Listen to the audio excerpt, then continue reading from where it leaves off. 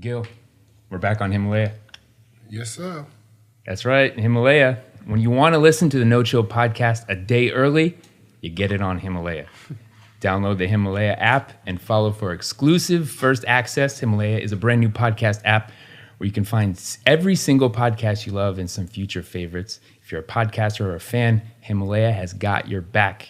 Discover personally curated playlists and show your favorite podcaster some love with Himalaya's tip jar. It's free, it's the easiest to use, and they're adding cool new features every single day. Go to the App Store, download Himalaya, Himalaya, and don't forget to subscribe to the No Chill podcast. Of course. Himalaya for all the players. That's our new label. On this episode of the No Chill podcast, we're joined by the two-time champion, nine-time All-Star and MVP, Kevin Durant. Kevin and Gil go way back to Agent Zero's days in DC when Kevin was a young up-and-coming hooper that seat pleasant in the DMV. It's Kevin in a different way than you're used to hearing him. We covered a lot of ground from how he slows the game down and when he put it all together to be effective at the highest level. He also takes a minute to acknowledge where he's at in this window of the prime of his career and how he's playing with true happiness. We also find out what it's like to get every team's best shot and also to keep your focus when you're blowing them out. And what we've always wanted to know, how they decide in the huddle who gets the last shot. For Kevin and the Warriors, there is a different level of sacrifice that comes with the territory, which is maybe what we should appreciate most about their dominance. For Kevin and Gil, what they have in common is the priority of basketball over everything. With that in mind, how they approach choices players make not only in their careers, but also in their lives. Make no mistake about it, the money and the status is major, but the championship is the ultimate dream. It's a loaded episode of the No Chill podcast. Remember, we're out early exclusively on the Himalaya app. Download and subscribe on any device, and be sure to check out the No Chill channel on YouTube.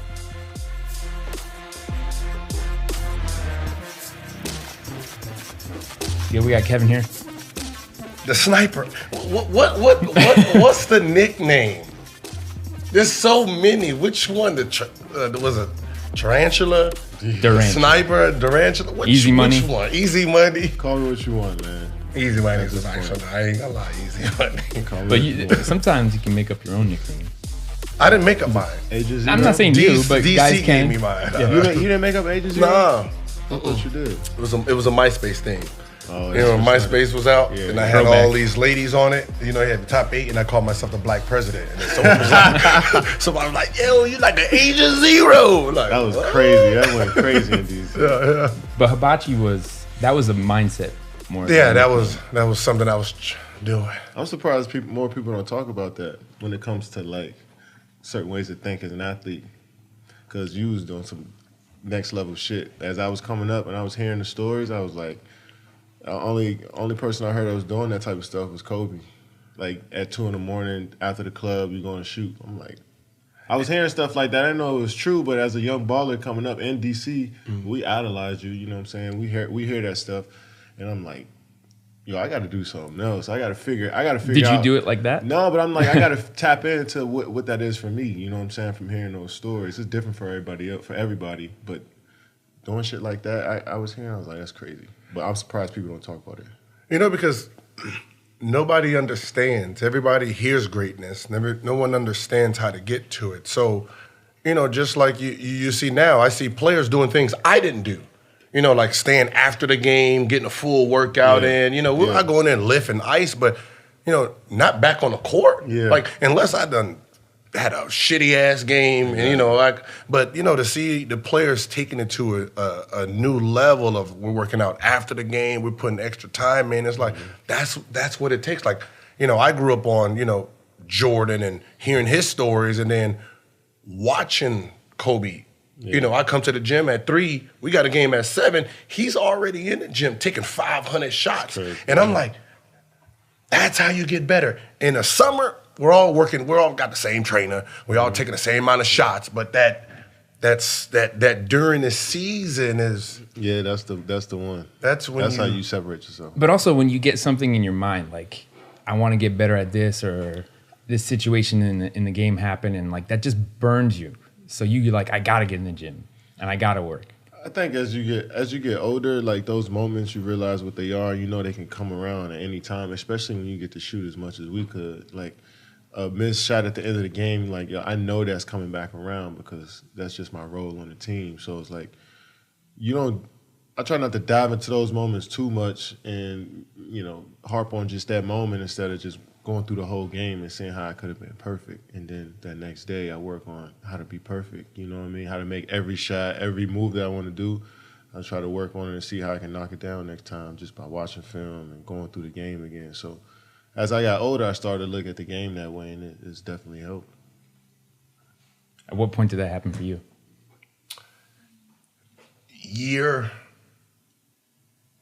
I'd say year 3. Year 4, I got hurt year 3. Year 4, when I really took it to a next level. You just got to, where were you at in year 4? I was in D.C. I got hurt my 3rd year in D.C., and then I missed most of that season. You did 2 in Golden State? 2 in Golden State, yeah.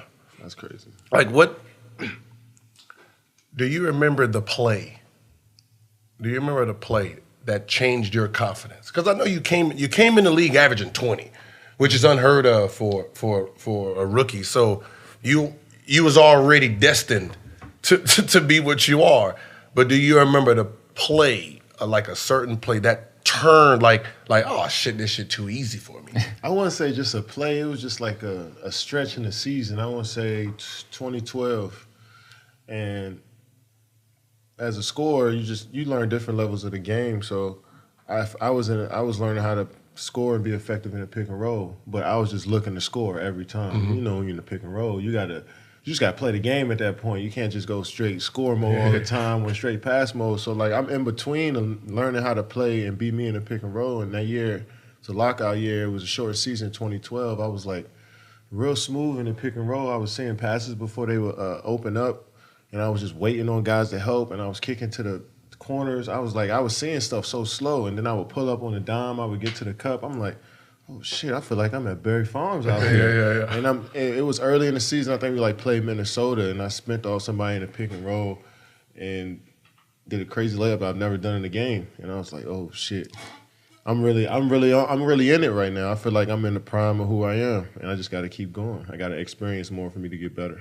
Yeah, I always, ask people like, yo, do you remember? Because I remember mine. I hit the game winner against the Bulls, right? And then I remember Kobe tweeting something, writing something, basically said, oh, he's here now. Let's see if he can build. So after that playoff, we got swept by Bulls. That was by the Heat. Series. The Heat came through, smacked the shit out of us. That was ugly. you got Wade, Lonzo, Gary Payton. You got the fucking whole. It was vets. They were vets. Shaq them. So I went into the summer and it was. They won a championship. I was on kill mode. Like I'm trying. I know what that feels like now. Like I've hit game winners before, but a game winner in the playoff. Oh, that's after they level. came back by 20, it's like and then from there I was like, oh, I can't be stopped. Yeah. So my mental went into the game knowing I can't be stopped. Just takes you onto a new level.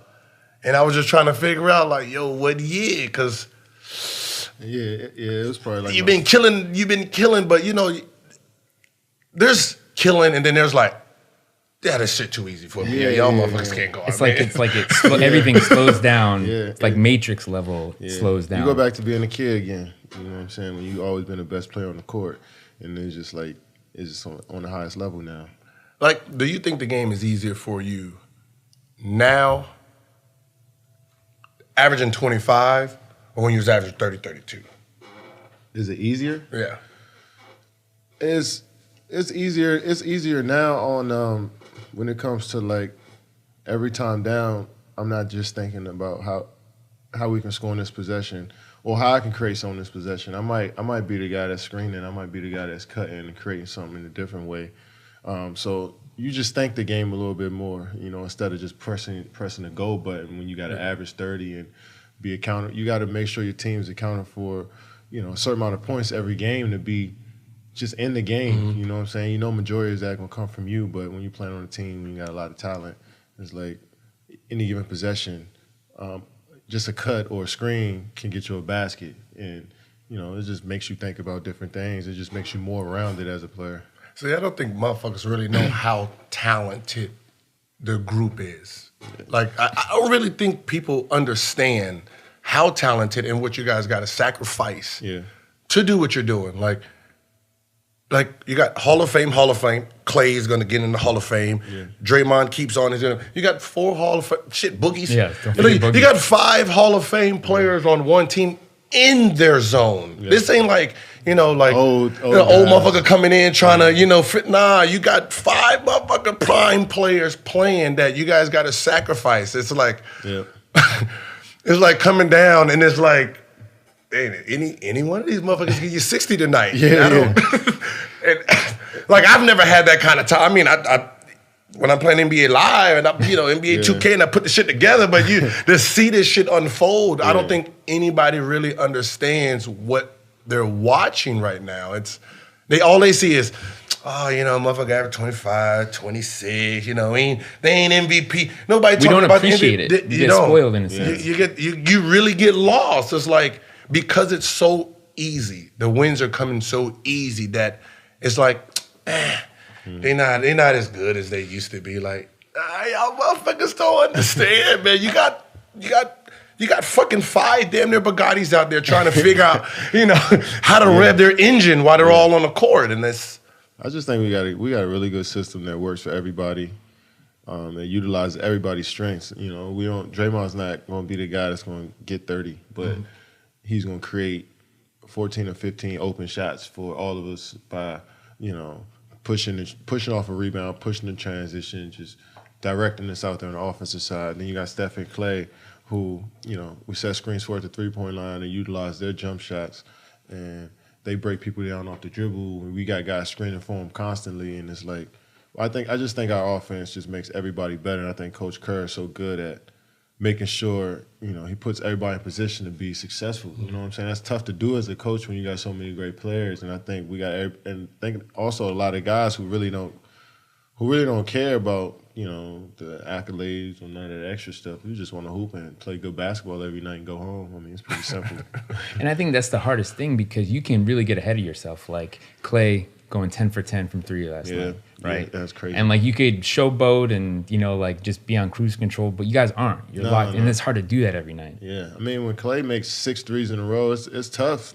When, teams ramp up the defense, and it's tough to get them open, you know what I'm saying? So we working to get them open. We pushing the ball, we dribbling at him, we setting screens for him at the three-point line, we drawing and kicking. We trying to get him, we trying to keep him on this pace that he's on. So, and that's tough to do. You got to shift your focus to something else. You know what I mean? And I think, we just had those periods where we can shift to playing one of those games or making it a tough, mucked-up game. We play straight defense or a fast-paced game. And I think, we just got smart players, and that's not talked about enough. If you're talking about us, if you want to say anything about us, just mention that as well, that we got a lot of guys who have high IQs for the game, and that's rare to have them on one team. Yeah, shit, high IQs, and, like, it's so hard, and especially, the era I grew up in. It's designed for, okay, I'm going to be on a bad team to be a star. Yeah. You know what I mean? Yeah. I'm going to be a star. So to see young, and then the reason young teams break up is because they all want to be alphas. Yeah.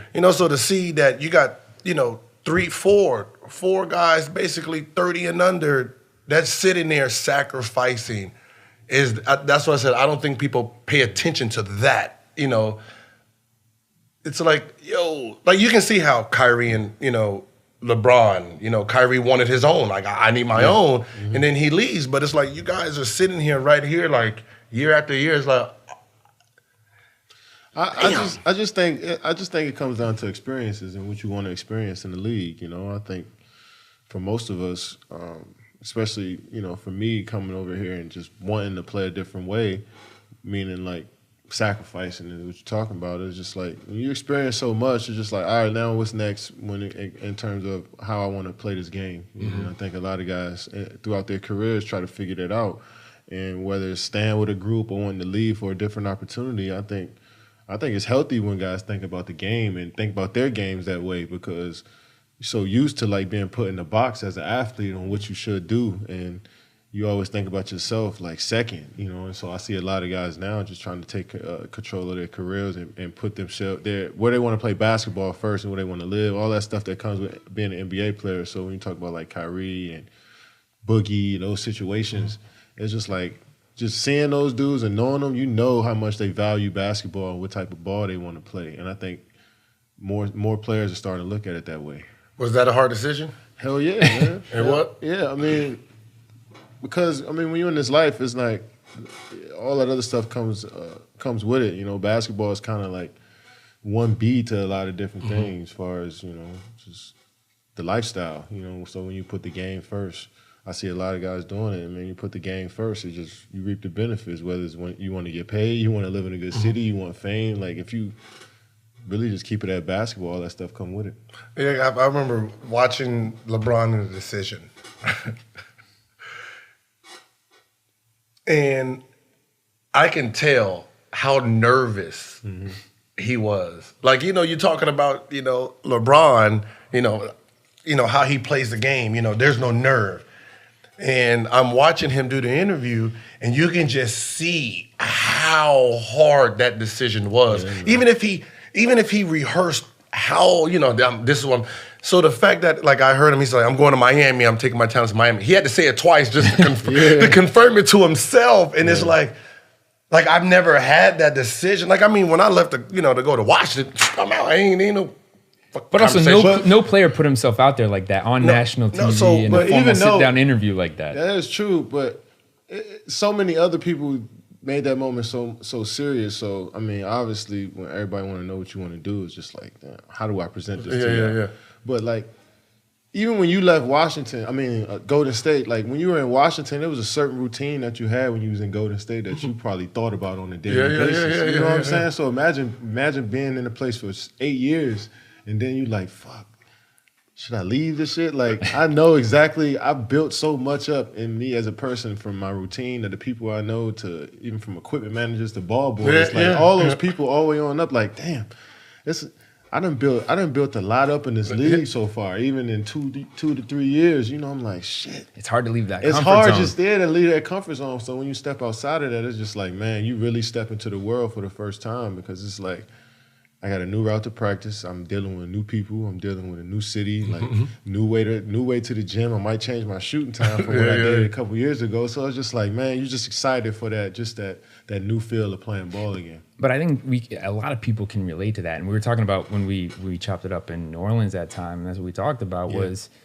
you know, you can have your job and your everyday routine and what you're used to, and you're like, this other position came up, or you know what, I'd be better off at this company or doing this with my life. And that's real. That's what everyone can relate to. And the fact that a player does that with his career, we shouldn't be shocked by that at all. I think it's not shocked, it's that everyone just seems like we all built our ideal basketball player off of Jordan and Magic and Bird. Yeah. You know, so when you say, well, Jordan didn't do it, Bird didn't do it, Magic didn't do it. Oh yeah, I mean, of course they was in all basketball cities. You know, so obviously them motherfuckers didn't have to leave. And they had owners and GMs that really were dedicated and passionate about basketball. And that's what fans don't get, and I think media does a fucking horrible job at pointing it out. So they're basically telling you, if you're a player and you get picked in any city, besides right now, Golden State, LeBron, wherever he goes, wherever he goes, you take those two teams out, how many of them are really trying to win championship? So if you're a player, a young player that gets put in those cities, what ends up happening is they let you do your thing, you build this fame, you become this star, and then eventually they say, yeah, they just can't win. You're just not good enough. You're not making the team better. Like, wait a minute. We just went to the championship, all right? Mm-hmm. We just lost this player. You guys didn't sign this player back. You got rid of James Harden and brought in this. Yeah. What the fuck do you... Obviously, we're going to go fucking backwards. I mean, like this ain't us. Like, all we can do is what you give us. You give us the tools. We're going to make it happen. But I don't think people understand that, listen, you guys during lockouts, during all this, you guys are advocating for billionaires? Like, really? Like, you guys are saying, oh, man, look, like he left for the money. Well, he's the billionaire, motherfucker. Like, I'm taking pay cuts to make the team better for a billionaire. Like, this ain't. That's crazy. Like, all for the love. Yes, like, and that's what people don't. We love the game so much that we will take a $16-20 million pay cut to keep my friend here. Yeah, but that's what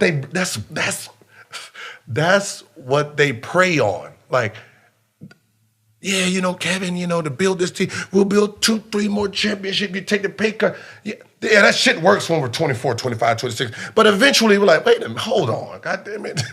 You the billionaire, dude. Like, I'm going to be here a couple more years and you're going to keep doing this to the same motherfucking kids. This is my life. Yeah, like, so, no, you pay your taxes. You take a pay cut from what you make to pay us so we can keep this shit going. And I see where you're going. Like, I mean, we all feel that way, and it's just like that's just one of those things that we're so used to it. We're so used to it, and it's like really hard to control because, like, do you really want to play with this player, and go to win? Because it costs a lot for guys now. You know what I'm saying? So it's just like make a decision if you're a player. Like, what do you want? What do you desire? You know what I'm saying? So it's like they just giving us a choice to make. Yeah, that's the bad part. They're giving us a choice so they can keep making $100 million a year plus. But the good thing that we have on our side is, like, nowadays we got platforms in order for us to make more money off the floor. So there's a lot of guys who it's easier to get a shoe deal now. It's easier to get to get endorsements or just your face to be out there now because our game is so visible. So it's like now you can make more money off the court. Now those decisions could be a little easier if you want them to be. You get what I'm saying? But it shouldn't be your decision. It shouldn't be. That's just like, it's just how the shit works, though. That's what I said. If I'm worth fucking $4 billion, right? Yeah. And I'm sitting here trying to figure out, okay, I made $100 million last year. Shit, if I give Kevin the max, I'm only going to make $40 million. I need to get him to buy into this so I can keep making my 100. Like. But the thing is, though, like, I get that, but like I had to stop complaining because I see MJ. He a baller too. And he an owner, so it's just like, oh shit, I can do that. We can do that. People can do that if you really want to. I feel that way. So I'm like, it's somebody that was us at one point that's there. So it's like, can we really complain about it? You might as well see if we can. And the thing there. He did was he put that on your radar now, where you can say, like, so it was like I could either be a coach or a GM as a player. Like, I could own the damn team. Yeah, look at MJ. I know it's gonna be hard as shit to do it, but it's just like for us to think. For us to be sane about all of this shit, it's just like that's a good way to look at it. Because like, if you grind hard as you can and you really do it the right way, you probably can. You can get there too. That's how I look at it. Yeah, I mean, I'm waiting for Kobe to say he gonna be an owner. You know what I mean? It's fucked up how it is. You know how that is, and like that's tough. You know what I'm saying? But it's like shit. Why not try to be an owner one day? But why is it so important for a player to take control of their future? I don't know if you'll realize that when you're 23, 24, but you hit a point where you're like, I got to put this keep this in my hands. Because again, it's my life. I mean, because it's your life. I mean, that's the most important thing when you stepping outside your world growing up and you want to experience life. It's like, I'm in this profession. I might as well just see how I can work this the best. And like you said, coming into the league, you feel like you're not a real person when it comes to like, this is a job. You know, you look at it differently because you've been doing it your whole life. But when there's money involved, then it's a job. You know what I'm saying? Especially this amount of money. So if you got to start putting your priorities in order and think about the things that you want the most. Yeah, it's I never been to the point where I got hurt at 25, so I didn't get to make decisions. So, but as a player, it's like, I can keep going down this road, and the only thing they're going to attack is my legacy. They're going to attack your legacy. Like, you're saying I'm not a great scorer because I don't have a ring on my finger. I don't believe that shit. Yeah, that's me. We don't believe it because we're hoopers. Yeah. That's it's like the non-hoopers always try to use that, like, yo, you ain't that great because you don't have a ring. So you sit here and, okay, so So if I get a ring, I'm validated now. So this averaging 28, 29, 30, 32, that doesn't validate me. This dumbass ring. Yes. So now you got to leave, go win rings for people like, see, look at him. He done put his back. He done turned his back on this whole thing. Like, wait, what the fuck do you guys want from me now? It's crazy because it's just a bunch of fans in the media that do stuff like that, and as when you're looking at players as a fan, you just look at them as like items. So like when Gilbert Arenas is walking around, like I bet they're looking at, all right, I wonder what accolades he has. What's over top of his head? Does he have an MVP? Nah, he ain't nice. He ain't got a ring? Nah, he ain't nice. He ain't got Finals MVP? Nah, he ain't nice. Because that's what's been pumped out at all times is what's important in basketball. But if you ask a real guy like, yo, Gil's averaging 30. He was knocking down shots before he was putting his arms in the air before they went in. Like nobody was doing that in the league. He's nice. Like he's stamped. He's forever stamped in this game. There's a lot of guys like that you don't give credit to that probably haven't accomplished, gotten the trophies or the shiny things. But it's like, no, there's some hoopers that been around. As I said, everyone's not fortunate to win. Everyone, like you got to think about it. If LeBron wouldn't have left, if he wouldn't have left that first time, will he have 3 rings now? We said this the other day. He probably would have got one. He would probably have one ring. But right. As a player, if you was on the Spurs, how many rings you'd have had? 5. Yeah. But that's what I said. Change like that. But that's the problem. Is like, how can a legacy I'm doing all I can possibly do. You can't hold me to this. Yep. Like, yo. You know what it is? Kevin mentioned the fans in the media. We want to rank. It's the media that pushes the fans. Yeah. So you're like, if T-Mac and Kobe are this close, well, T-Mac was a hooper, like we said, unstoppable, unguardable, but Kobe has the rings, MVP. I mean, it's more blogs and more like personalities now that's in the media, so they are fans. Like you can pull dudes from out the barbershop or at the rec center that talk just like how these media guys talk. So it's just like, what that is. It's just they don't really know what goes into this, but they just having fun and getting paid for their opinions, which is the easiest job in the world. If you had to rank yourself right now, year 12. Where do you put yourself as top scoring? That's crazy to rank because it's hard to do that. But I just know who the supreme scorers are. I feel like if you did it for 10 years at an elite rate, then you in that. So guys like, I wouldn't say 10 years. I would say 6 years of like 24, 23 points a game plus. To me, that's 23 points. But I'm just giving you how I look at scores in my opinion. Well, you ain't even average 23. Your lowest is 25. But you see the range I'm putting you in. Yeah, I see. You trying to add some people in here because I'm appreciating everybody for how they score. There's some different scores out there that I like. So I got like just a range. If you've been doing it for, I say 6 to 7 years at that rate, where you just at the top of your game and you like. Always top 10 scoring, you putting up 25, 23, 24 a night on up, then you a scorer. And I feel like you're elite. And I've been doing that 12. Plus a little bit more for 11, 12 years. So that's what I said. Tell me how that is. I look at the stats and I'm like, Jesus Christ. Tell me what that is. From the beginning, you're talking about what, 20, 25, 30. 25 in your second season. Yeah, then you 30. I mean, and then from there it's just boom, boom, boom, boom, boom. So it's like, Jesus Christ. When it's all said and done, I mean, your argument for one of the best scorers, like I don't care about where you fall at in the chart of a motherfucker who played 38 years and 22 years.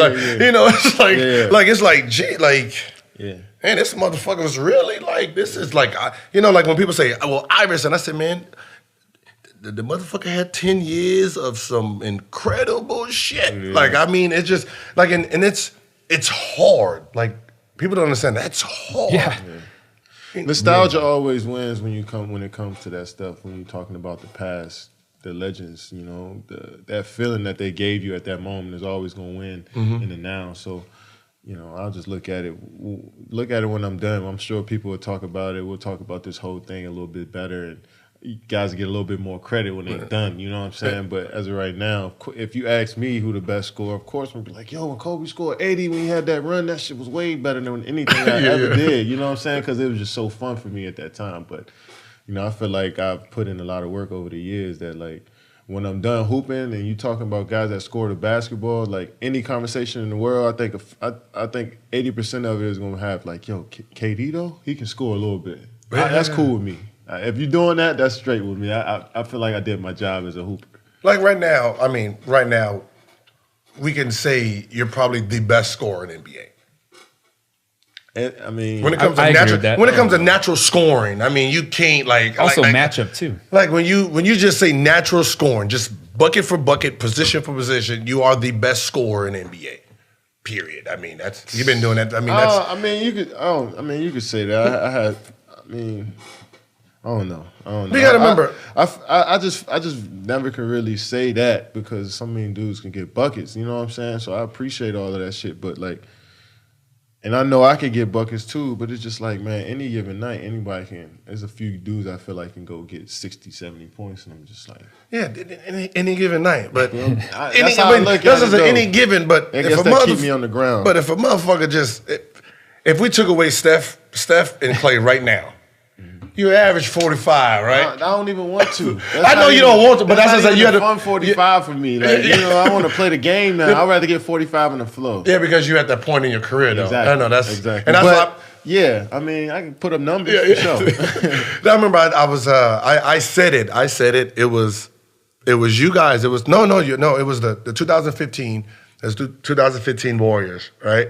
Yeah. And they're playing against LeBron, and Kyrie went down, and that's when I went on Instagram and said, this would be the first time and probably the only time you guys ever see LeBron at full capacity. I said, because he has to. Oh, yeah.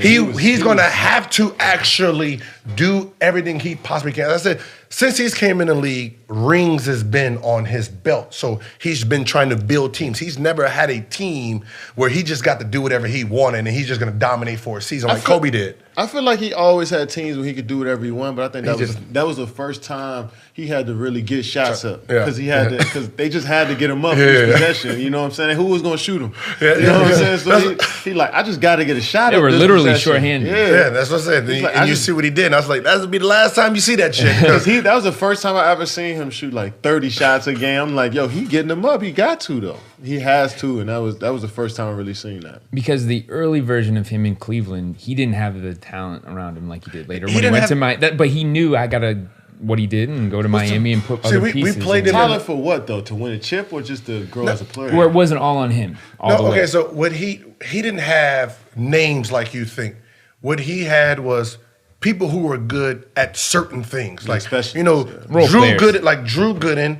Like LeBron killed us. He averaged 36, but Drew Gooden killed us on rebounds, and Gauskas we couldn't stop. Like you had these players. Like when we thought we had him controlled, someone else hit 20. Like we wasn't expecting Eric Snow to have 18 tonight. Yeah. You know what I mean? It's like he had the right players around him for us not to just focus on him. Yeah.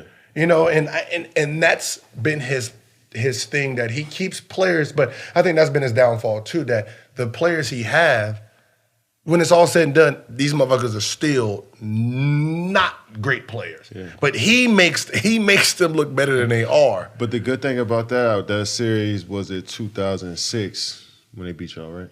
Yep.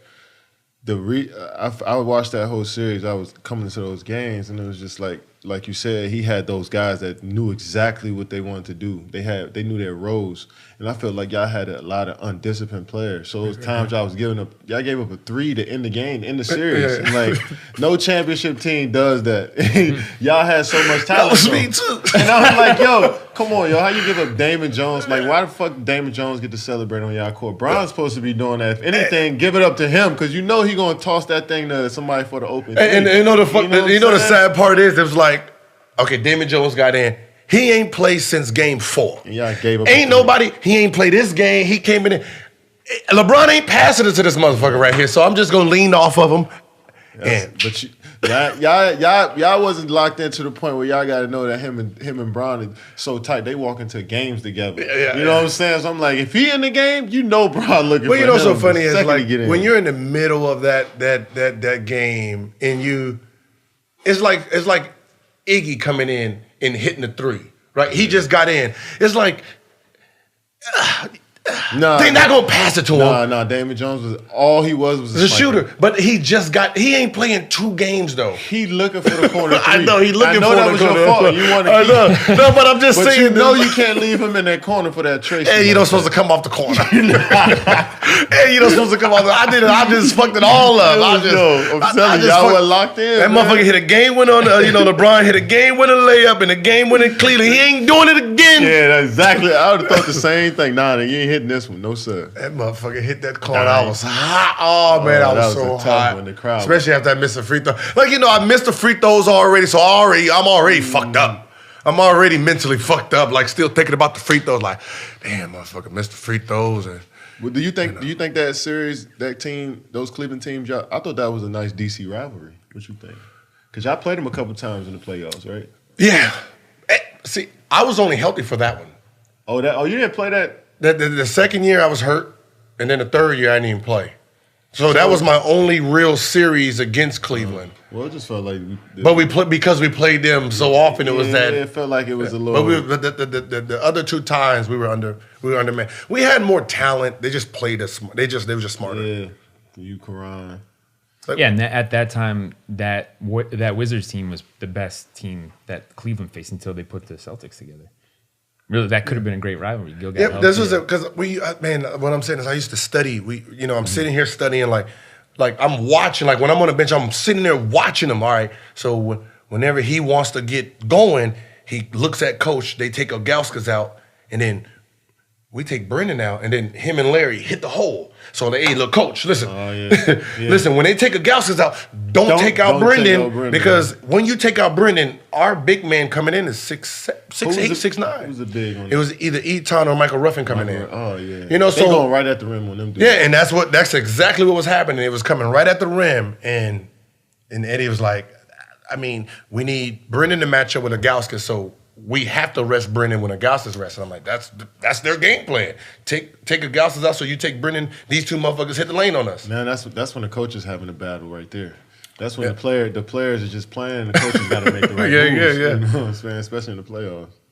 All right, we got to take a quick break to talk about our friends at Stitch Fix. Stitch Fix is an online personal styling service. Gil loves it.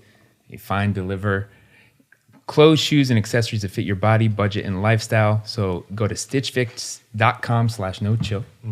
Tell them your size, the styles you like, and how much you want to spend. They pair you with your own personal stylist. Makes you look good. You handpick 5 items, and they send them right to the door. Then you try them on, pay for only what you love, and return the rest. Shipping, exchanges, and returns are always free. No subscription required. Sign up and receive scheduled shipments. Get your fix whenever you want it. So stitchfix.com, enter it now, and you get a 25% off when you keep all 5 items in your box. And now for listeners of the No Chill podcast, stitchfix.com/no-chill, special for our listeners. It's a $20 fee, which is applied towards anything you keep. You can return the rest. So one more time, stitchfix.com/no-chill. Okay, so I was watching last year against Houston. And before you got to Golden State, I think a problem built in that led to that series. That Golden State was blowing everyone out so bad. Steph didn't play in half the fourth quarters. Should have more than half of all the fourth quarters, and sometimes only 3 minutes of the fourth quarter. And what ended up happening is, even though Steph was the best player, they were never in situations for him to hit really big shots. He hit the one against you guys in OKC where he shot the damn near shit from half court. Yeah. He hit a few, he hit 3 game winners in his whole career. So when you came and you're the go-to guy and you're a fourth quarter finisher, and I'm sitting here looking at the playoff and say, they're just not used to it. They've been blowing people out so bad that they're not used to the last 1 minute and who to give the ball to because they've never actually been in that situation. And as long as Houston keeps the game close, because James Harden, you know who's taking the last shot. In the Golden State, it was like, wait, do they know who they're supposed to get the ball to? Like, is it? In the Houston series, I disagree because that first year, we might not have had, like, every game might not have been a close game, but we had, in the playoffs especially, in the regular season, it was at least 2 games a week in the regular season when we was playing to the end of the games. We struggled in the regular season with, like, who to get a ball to, what plays to run. Cleveland game, we lost at the end on the last second play. Memphis game, I shot a deep 3 for the clock at 20 seconds on the clock, and we needed to run the play. And like we was figuring stuff out throughout the year. And the playoffs, game 3s, we would struggle. Game 2s, it would be tight games, and we was figuring out how to play late in games. And I think we found our rhythm, especially in round 2 last year against New Orleans. We figured out how to play in the fourth quarters. So I knew we're figuring out different ways to be effective. But in our Houston series, they just took us out of all of our offense. So it's like, all right, how are we going to get our shots up? They were taking us off the 3-point line. They were switching everything. Every action that we were trying to do, the quick hits, the misdirections, all that stuff that we like to do to get us going, they were switching it. So we just had to, try to screen to get the matchup we wanted to go to work most of the possession. So it was just like, that's what bogged us down a bit. So you gotta give credit to Houston defense more so than us just not knowing what to do. I'm not giving. They played fucking defense. Lazy as fuck. In that series, they made us think, and they played great defense on us. You just couldn't hit shots. It's tough to get look and tough to get free against them. And our offense is based off of movement. If we catch a shit. And see, that is what I said. It's like one of those things. Like that's what I said. I'm watching and I'm saying, well, this might be one of those games where you don't run offense. You just say, all right, look, we're just gonna go to our advantage. Fuck them. Yeah. Until they're gonna pick. We're just gonna milk it and just say, all right, you guys can't stick KD. Go out there and score 60 until you guys figure this shit out. Yeah. And it's like, you don't want a heavy dose of that though. And I think we were trying to figure out the balance. But we gonna keep running our plays that they're taking us out of. We can keep figuring out different actions to make those work, or we can go ISO. And I think we were just trying to figure out the balance of that. I think that's when that was new for us. And Houston, like I said, they did a good job of making us think about that. But we figured it out at certain points. That's what I said. Is it hard? I mean, I know it's not as hard as we make it sound, but when it's so easy. Like I remember what we were watching. Was it the championship? That series, yeah. Not their series. Yeah, them versus Houston. When I seen it was like the end of the game, and then we knew the ball was going to Steph, and then Clay runs up. There's no spacing, and I was like, they're just not used to it. They're just not. They're so used to movement that they don't know how to say, all right, boom, everybody get the fuck out of here. Let me go ahead and do my thing. You know what I mean? Because they're so playing in the offense that when it came down to specialty plays and specialty people that I don't think they've been accustomed to yet. I mean, this year, I don't give a fuck what defense is out there. I'm just going to be honest. Like, when I seen, the first play between you and Cousins come down and he dunked, I was said, you know what? This shit ain't even fucking fair. And 5 minutes later, he's behind the 3-point line. Yeah, as I said, it ain't even fair. Like, it ain't even fair. Like, I don't give a fuck. I don't give a fuck if y'all lose 10 games in the next 20. The shit ain't even fair. There's no team right now built to beat you guys. Period. I don't give a fuck what happens. I don't even know what the East Coast is about. Like, they should even just go on ahead with these. Like, you're talking about what? Boston, Philly, Boston done. I don't even know why I keep saying Boston. Philly or Toronto. It's your only 2 matchups, and both teams' star power ain't there. But Kevin, you don't look at it like that. No, we can just coast on here. That's exactly what how a fan would look at it. That's called reality. I mean, it's certain. I mean, from the the surface level, that stuff sounds perfect, and certain things might be true, but we still have to play those games. You do. And we still have to make those shots and play defense, especially in the playoffs, so like we can be beat if we fuck around. That's how I look at it. I mean, it's easy for things to seep in and kind of fuck shit up. You know what I'm saying? No matter what it is, from an injury, from a shooting slump, from a altercation, anything can come and creep in when you're on this road trying to, especially when 3 in a row, that can like easily turn. So it's like, man, yeah, if we do the right things, we have a great chance. But like, but that's not a for sure. So let's just lock in every day and see what happens. It's not for sure what? It's not a for sure that everything's gonna go perfect for us. No, it ain't. I mean, that's how you. That's how I look at this shit. Yeah, you ain't gonna be perfect, of course, but you don't need to be perfect going against the East. Nah, you gotta be locked in the playoffs. You know that shit. I know, but unless a team, like, if I'm playing against you guys, unless a team, like, when it comes to talent, I don't think Toronto is playoff. I don't think they're strong enough as a unit. The only group that has talent will be Philadelphia when it comes to talent. That, you know, you can have Jimmy Butler, like you got Embiid, you got players, like they're probably the only threat that I can see.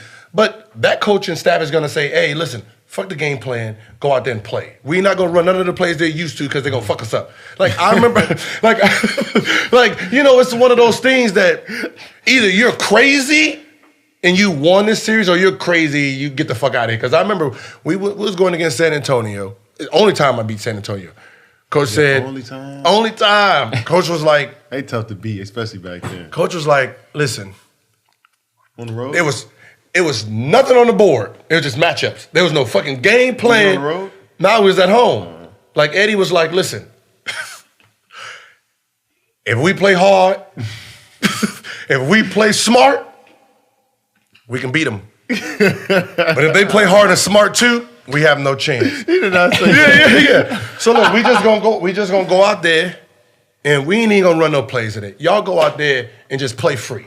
See what happens. He said we done ran every game playing against them, we lost. We ain't gonna run nothing. They just go and play. Pop had Eddie Jordan. And we we in there sitting there like, you know, them boys don't want to play street ball over there in San Antonio. That's what I'm saying. I know. And I hit 41 on them, and it was like, he was going to work. Yeah, I was gonna say, what was your reaction when he said that? When you're sitting there, and you're like, yeah, come on, you already know, like 1-4 flat the whole game. Like what they talking about. Green light. But do you think y'all have made it farther in the playoffs with y'all doing that? I think so.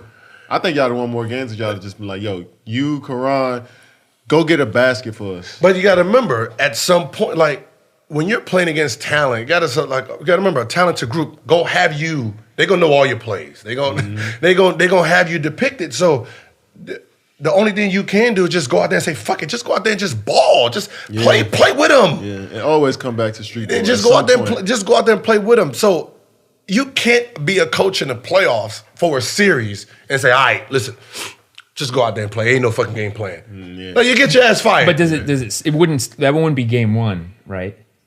Because you're seeing on a matchup, you're seeing over and over. Listen, you're talking about 3 guys who can put up 60. Like, you can't be conventional against them. Like, let's be real. You can't say, I'm going to shut him down and then these 2 burn you. And then when you're going to do game 2, I'm going to focus on them 2. Then he burns you. Like you just got to say, all right, listen, guys, listen. These motherfuckers is talented.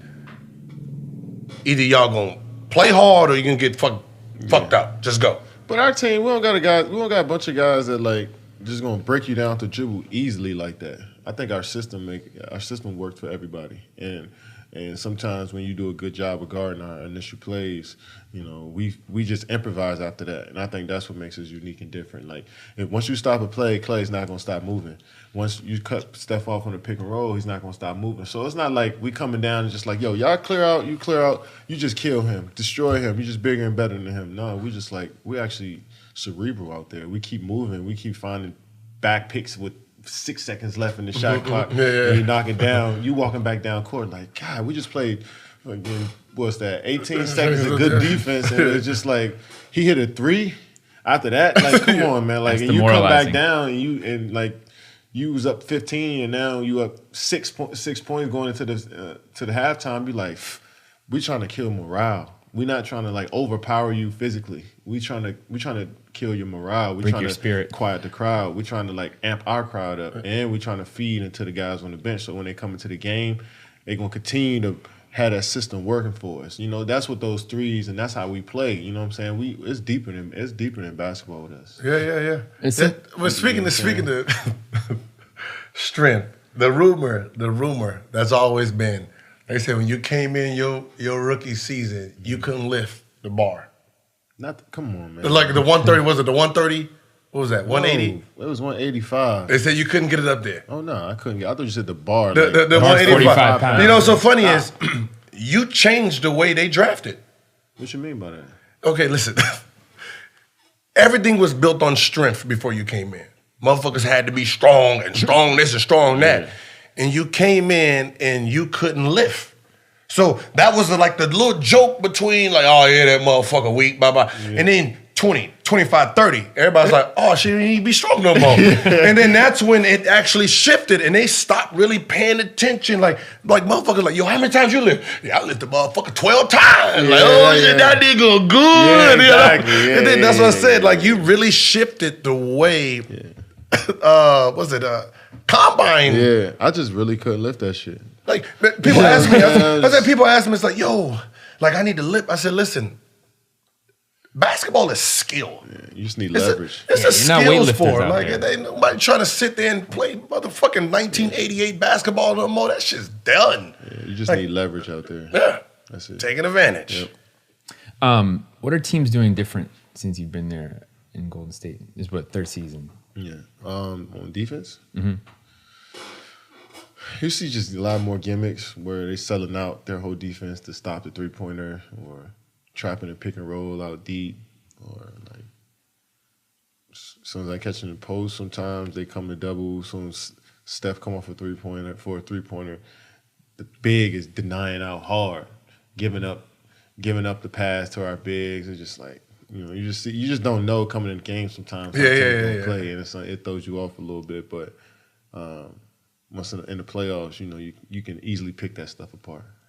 That's what I said. It's like like with me and Antoine. I know if I did a pick and roll with Antoine, they couldn't hard show as hard because he was popping back at the three. Mm-hmm. You know, they couldn't trap me because he's popping back at the three. Mm-hmm. You know, they didn't switch when I played. They wasn't switching. Yeah, that's the thing. See, like that forced you to get into your one-on-one game once they start switching. So that didn't unlock a part of your game where you had to constantly do that every night. Now dudes are switching every game, all game. So imagine you playing against that. How many points would you have? That's what I said. I can tell you right now. If all game, you know when if I'm doing a pick and roll and a big man switch, nobody getting the ball. Yeah, ain't no why? Yeah, I ain't passing y'all the ball. I got the matchup now. You know, Antoine in the post. I used to tell Eddie, like when we do a pick and roll and they do switch, why am I passing to the big man? And it was like, so we can. I said, because if I pass it to him, they're gonna double.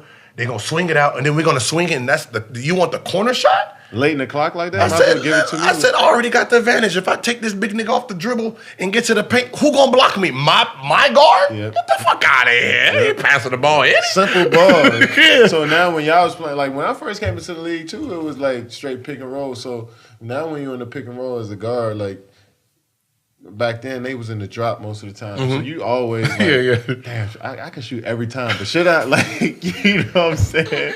So when you got the advantage on the switch, you like, oh, now I know I can shoot because that's what they want me to do. They switch. My coach is like, yeah, you got a mismatch now, go to work. But when you in that pick and roll, just playing, like just looking, you're like, shit. I can get 20 shots. I can get 20 shots easy sitting in that drop. Let me show my man some love. You know what I'm saying? It's different. Also, the way they're drafted, they're trying to get players that can switch and guard multiple positions too. That's probably the biggest difference. Is the game? I mean, you know what's so funny is like I always read posts about because you came in like during both shifts. Like you're in, you know, which game is easier? When you first came in or this style? Man, it's It's both of them were hard because back then you got two guys just sitting in the paint, two bigs just sitting in the paint. So like you really had to think the game that free flowing pickup ball wasn't really going on back then because the best team in the league was the Lakers coming up and they had Gasol and Bynum. So every team was adjusting to that. You know what I'm saying? Especially on the Western Conference. So every night you're going against two bigs. It was rare you had a small four. So like guys sitting in the lane, like you got to work on your mid range. So imagine dudes with no mid range, and they force you to the big. Like you're not making layups. Step back threes is going to be tough. You know what I'm saying? So it's like, dang, you got to knock down the mid range. So that's how I learned how to play in that spot. But now it's just like, man, as you get older, they take you out of all your sets, and you got to initiate from so far out. Sometimes you got to play against so much. I got to play against these small physical dudes where it's tough to get low as I can. It's just like both of them are equally tough in my opinion, but you could see the value of just like a pure all around basketball player back then, just like playing the pick and roll, playing the post, mid range, shooting threes. Like I feel like more players were playing that style. More round. That's more my taste back then. How guys were playing instead of opposed to like how it's going now. Someone said, like I was like it was immediate, like yo, I'm not a fan of James Harden anymore because I don't like the way he's playing. And at first I was like,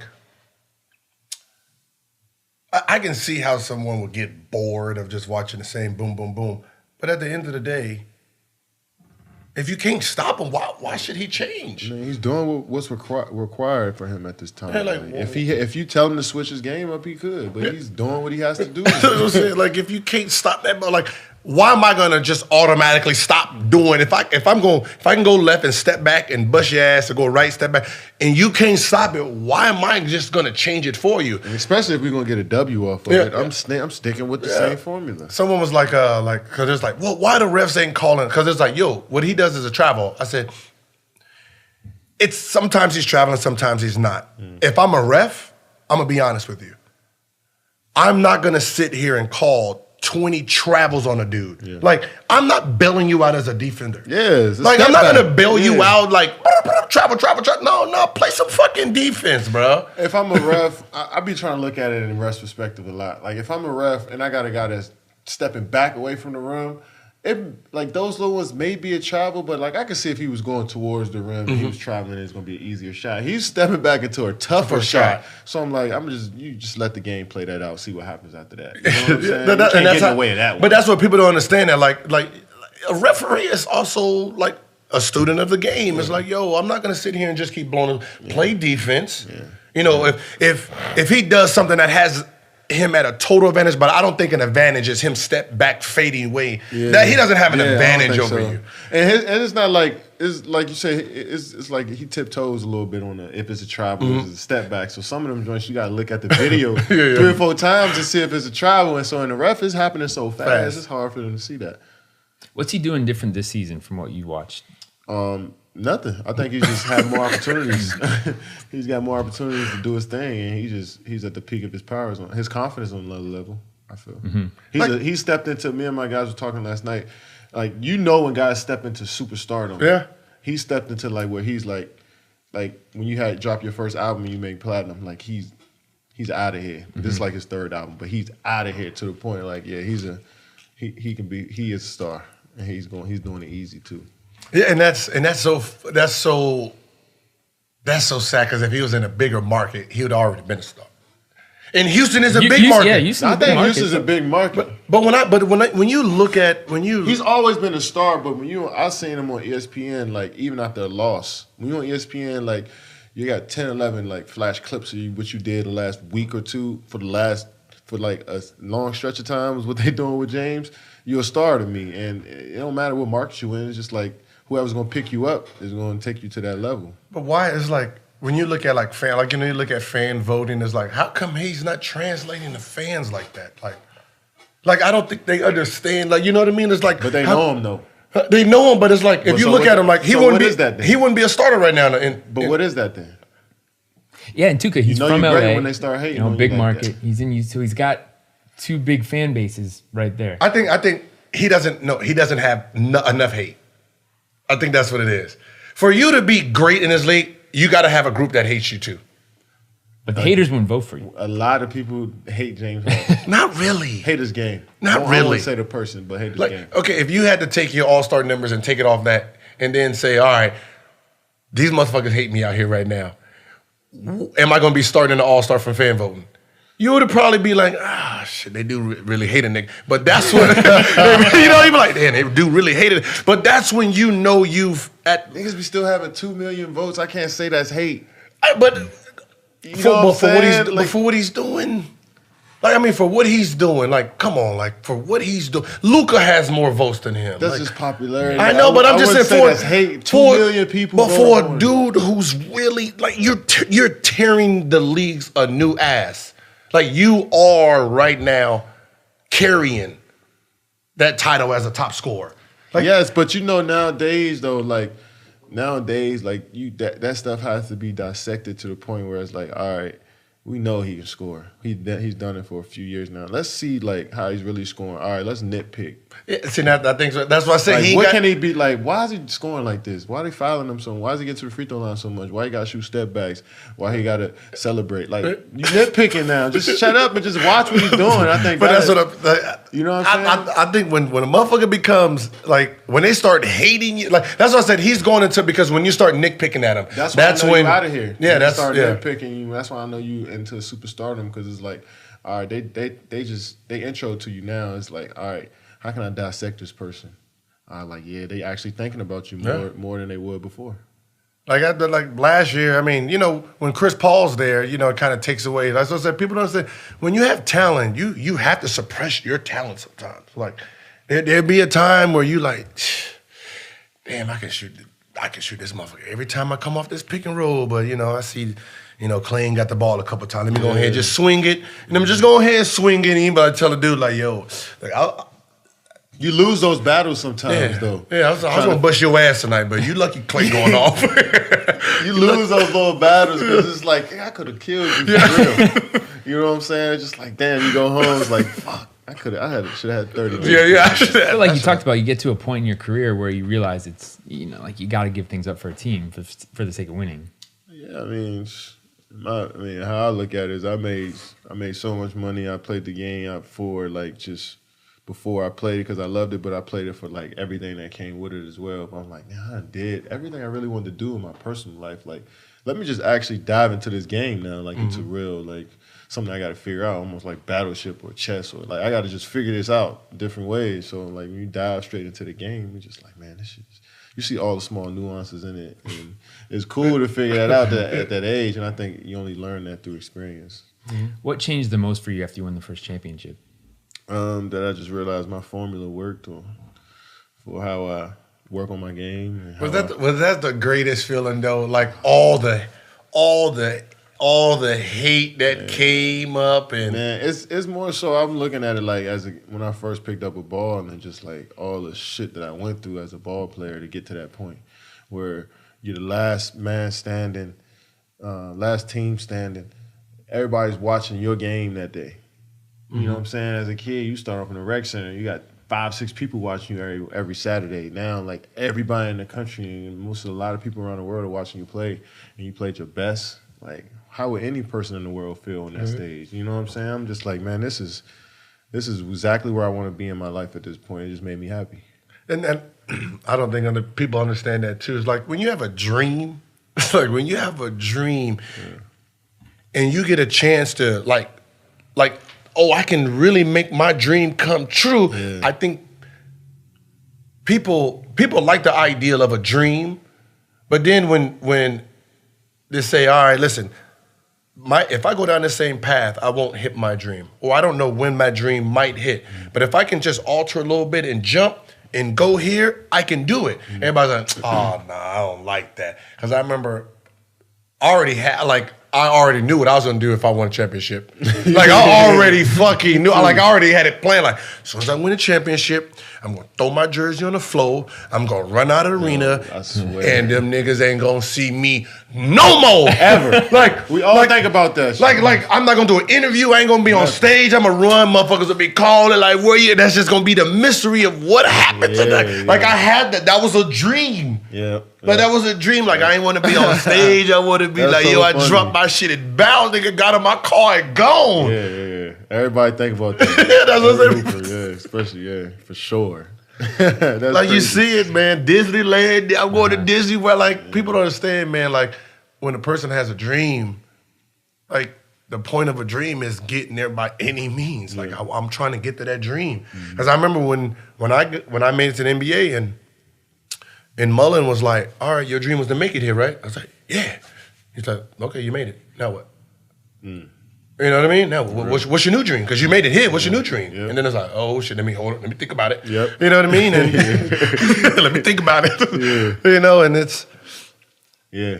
The game is fun, man. People just don't understand. They look at your personalities on the court, and they feel we not human. Yeah, like exactly. they feel we not human. Like, you know, it's like, oh, did you see this person? He told this fan to shut up.